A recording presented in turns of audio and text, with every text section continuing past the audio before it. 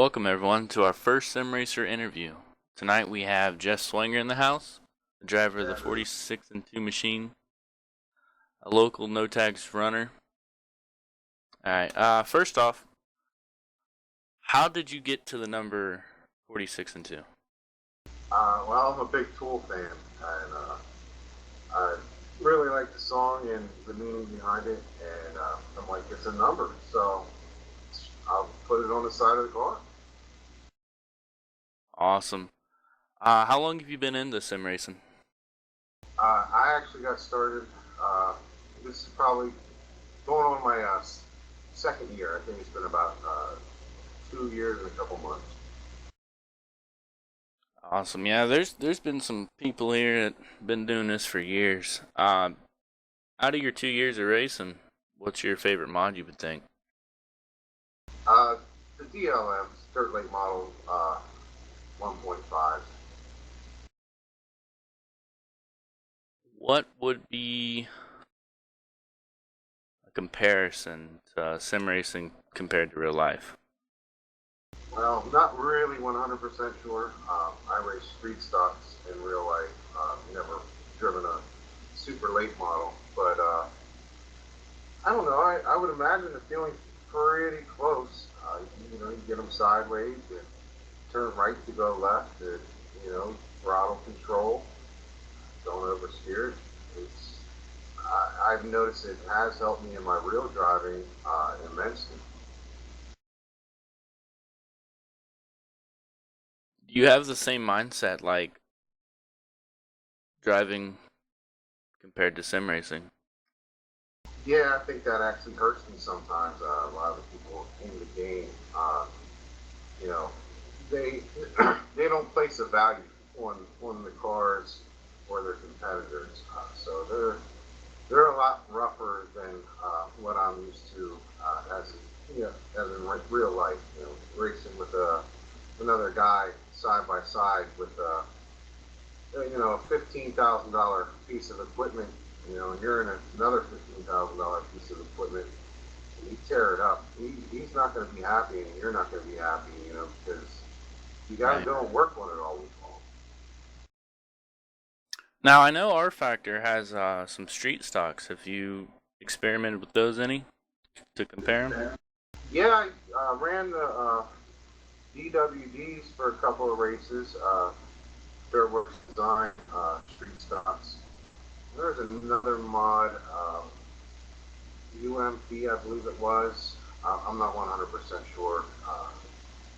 They were just developing them, and the league never took off, so I scrapped those. There's not too many people running them. Now, as a sim racer, what would you say more? Do you drive with your head, or you're more like a gas pedal kind of guy? I try to drive with my head. I find myself every once in a while, like telling myself, "You gotta slow down. You gotta slow down." Because you can overdrive. Just like in real life, you can't let chasing that guy in front of you. You can't overdrive it because it's just gonna make you slower. And it's the same in the game. Could you tell anyone that hasn't played this game what's the feeling and how you would compare it to say a console game? Well, there's no comparison between a console game and R Factor. But then again, I've only ever this R Factor is the first I've really ever used the steering wheel, as opposed to a regular controller.